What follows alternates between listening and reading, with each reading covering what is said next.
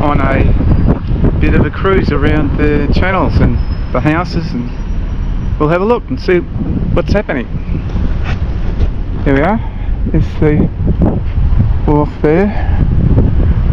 Now it's got to walk around and find out where it leaves and then take it from there.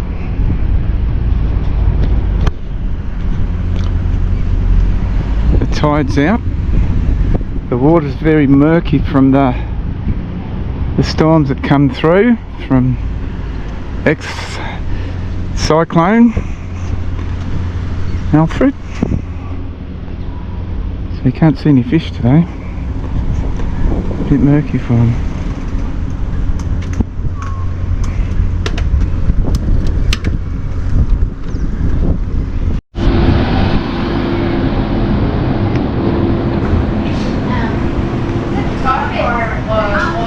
There's a bit of a fish head, isn't he?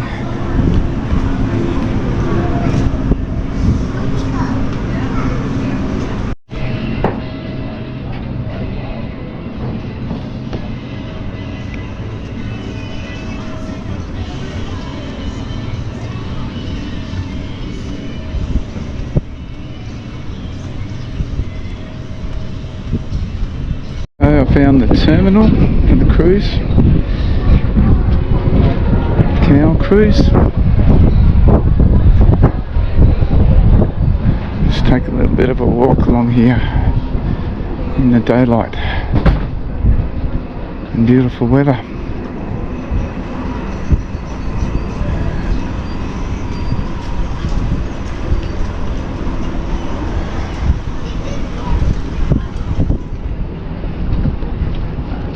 It's nice here. James Squire. Oh, yeah, just jump on. Yeah, no, they took the photos up there. You walk past it. Oh, brilliant. You can get one when you go back.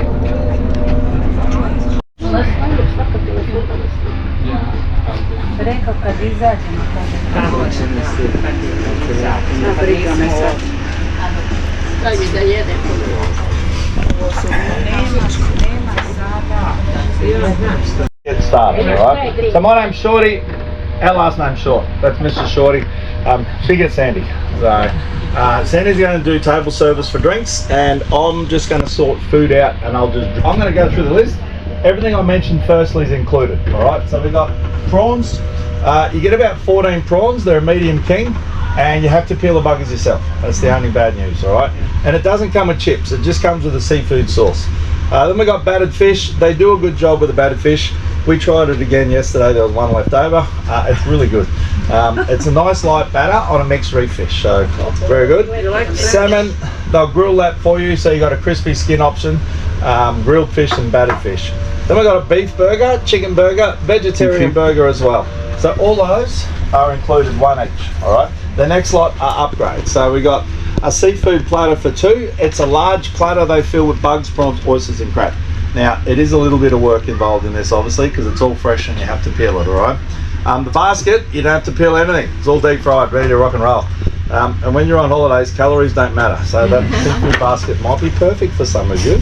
Then we got oysters, natural, Kilpatrick, green salad, Greek salad, folks, and lots of little extras. So if you guys can make your mind up, I'm going to start with my mate Michael here. Take your order, call it through to the fisheries. We're going to slot in there at 1:30. I'll go get it, and then we keep cruising. Sound like a plan? Yeah, it sounds like a great plan. Let's do this, folks. Yeah. Do you know what you want already, buddy? Yeah. I couldn't, once you said the fish and chips, couldn't go past it. Battered fish is good. Yeah. Can't lose on that, mate. I'd be very surprised if you did. It hasn't let us down yet. So. All right, buddy, you're sorted? Fantastic.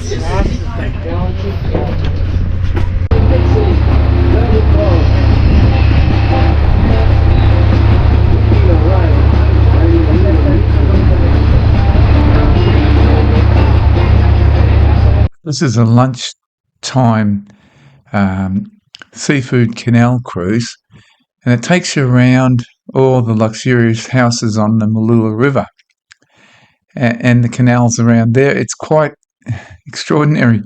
I mean, you're not talking about houses 5 million to 10 million.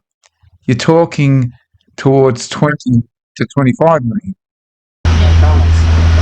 We've just gone past La Bolsa Park behind us, beautiful spot, and this is Point Cartwright, this little bay area here, become very popular. Now, if you wanted to go for a walk out here, it takes about 35 minutes to do the full loop all the way out to the rocks. Then you've got to go up the top, there's a grassy hill. Once you're up the top, you'll see the lighthouse. You can see all the way to Noosa and south into Brisbane pretty much. So it's a beautiful walk, folks, so I would recommend it. Now, just coming around the corner here, ladies and gentlemen, at the start of the Mooloolah River.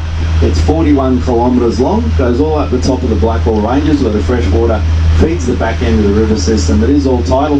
You can catch 30 different species of edible saltwater fish if you know what you're doing. We also get big bull sharks.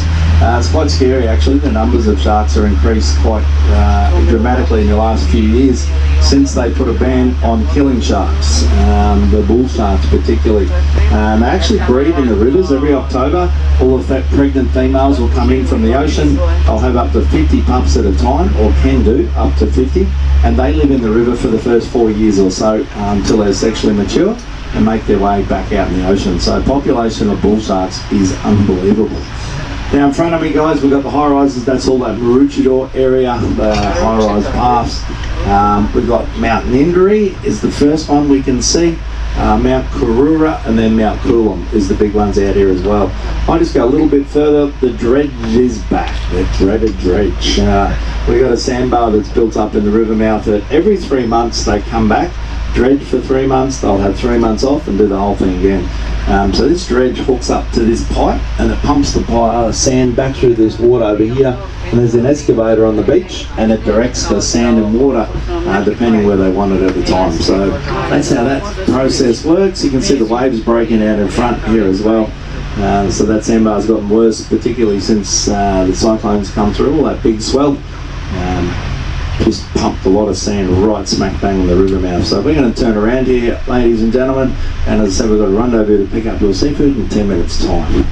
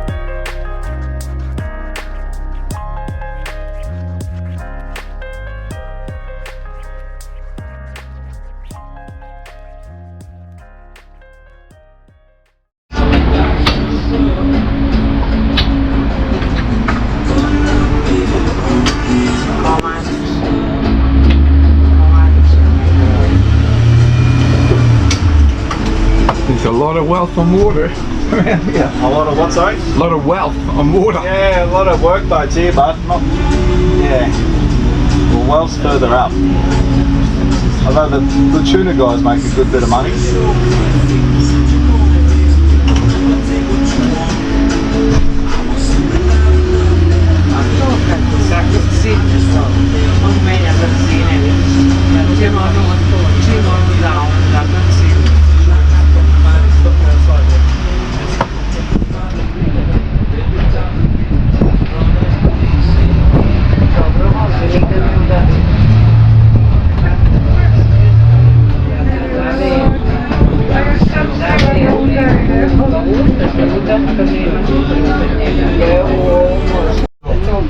Oh, that's right. That's the seafood lunch.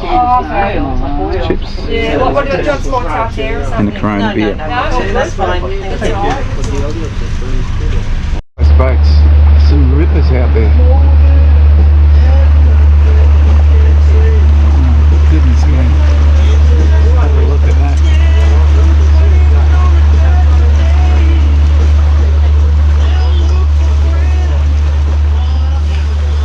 Who owns these boats? They're all privately owned, all these.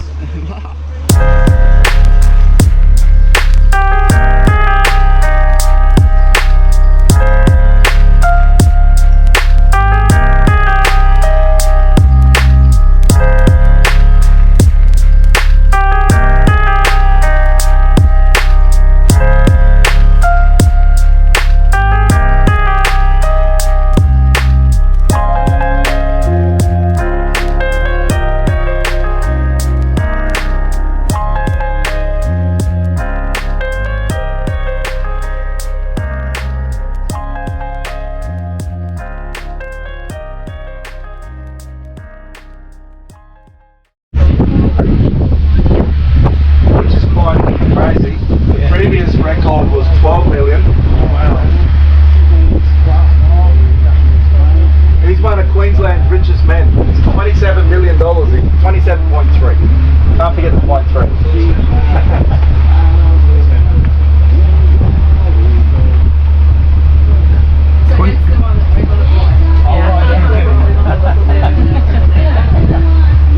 It's going to fix the flag. Oh no, the flag's gone. Probably blew away in the Yeah. cyclone. There's a flag, it's all ripped, it's going to be so choose the Aussie flag, but it's gone now. Which one is it? You're talking about the This corner one here, yeah, corner one. 25 million? 25 million, buddy. Wow, It's crazy, eh? it is. He obviously doesn't want to sell it. He doesn't want to sell it.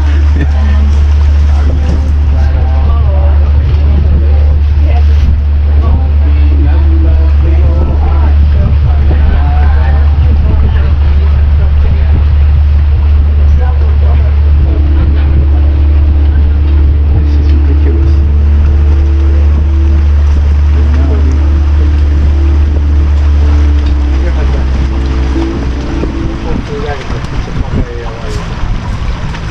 Right, we're going to come down this little side channel. I want to show you Croc 1 around the corner.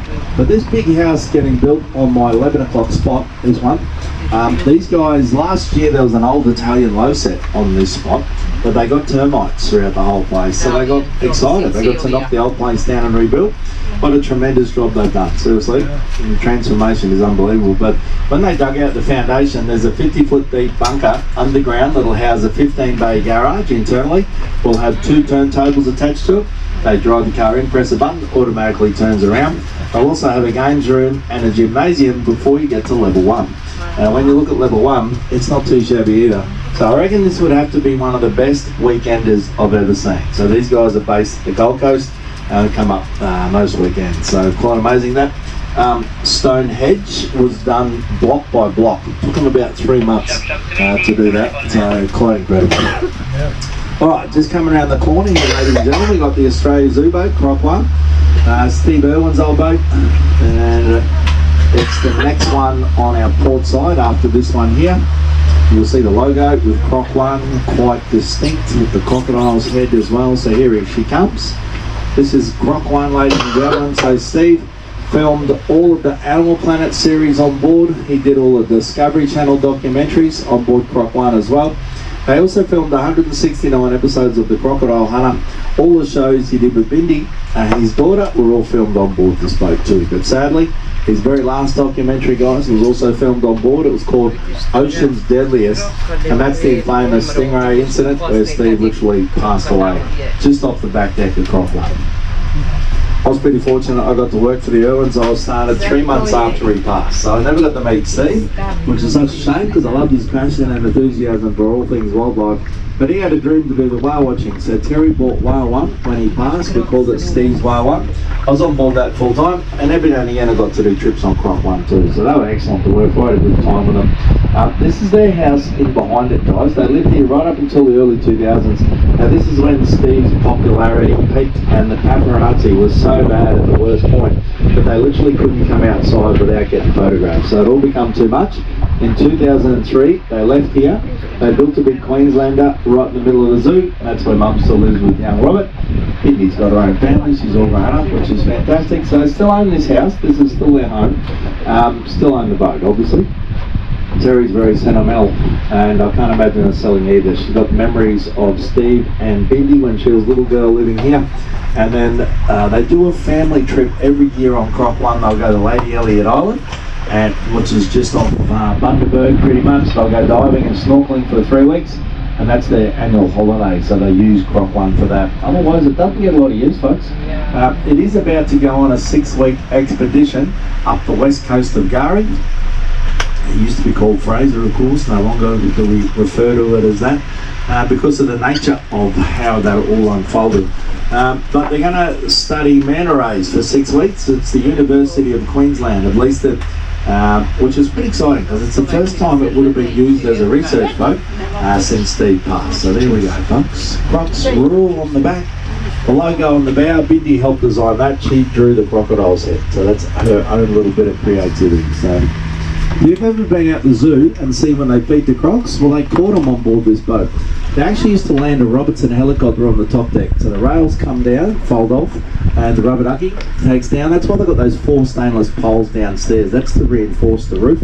They used to land a Robertson helicopter. Once they caught the crocs, they land on the top deck, they lower the crocs downstairs into crates, they'd be taken to the nearest port and then trucked back to the zoo. So that's how that process worked, but they haven't done a croc trip since Steve passed because it was always his thing. So there we go, ladies and gentlemen. Croc One, Crocs rule. Let's keep cruising. We're ahead of time, which is great. So I'll get you around the big island, Binyama. I'll have a chat about some of those $25 million homes, and we'll get you back, folks. We'll be disembarking at 2:30. But I hope you enjoy it. It's turned out to be a beautiful day in the river. One, they got offered $16.5 million last year. They got upset with that. They took it off the market, just relisted it to that magical $20+ million number. Beautiful home. My favourite is this one on the corner. It looks like something out of a Colombian drug movie, don't you think? Or is it just my imagination? Gone too crazy. But I had the previous owner of this house on board. He did a function with me. His name was Graham Juniper. He's the guy that built the wharf originally, so he was a property developer. Now, he owned it 9 years ago. At the time, it was valued at $12 million. But Graham needed cash in a hurry for a project. This is what he told me coming up. So he had to sell it cheap. He sold it for $6.75 million.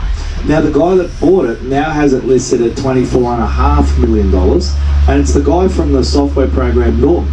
Norton Security, Norton 360. Peter Norton's his name. So he's a cyber expert, Aussie fella. Now, he stays here on average about 3 weeks a year, ladies and gentlemen, which I find fascinating for a $25 million house. So my next question is, what do you bloody live in if this is your holiday house? And we found out last year through his niece that he sold his main address was a New York penthouse apartment to Jennifer Anderson for some ridiculous number. So quite amazing that this is his, literally, I mean, if he took it on average, he hasn't even been here for the last 2 years. He's a busy boy, I suppose. So now, if you want to Google it, because it's for sale, you can put in the address. It's 7 Minyama Island. Take that to your Google search and it'll take you to realestate.com. And the photos of the interior are stunning. I love the outside, but the inside's even better.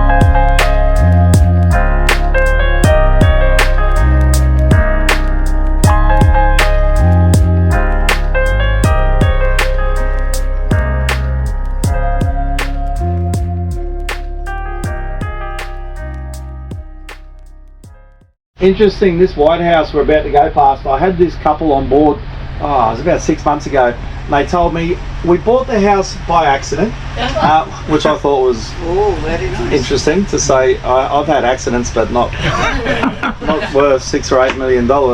And they said they were going to live in it, changed their mind, and they've just kept it as an investment property. But it's just, I've seen it's up for sale now, so quite amazing. So about 50% of these houses are lived in by real people. The rest are just literally weekenders. It's like more expensive the property, the less they're occupied. That seems to how it goes. So I'll show you. I'll go up here. We've just got enough time. There's an interesting house past the last boat. There's an upside down human hanging from the middle of the high point of the house. So check that out as we go past.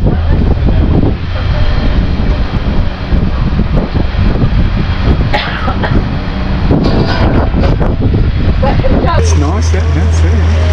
Yeah, I like that one. Pretty modern one. Have a look at The it. boat's not too shabby either. No. It's about a $12 million machine, that thing.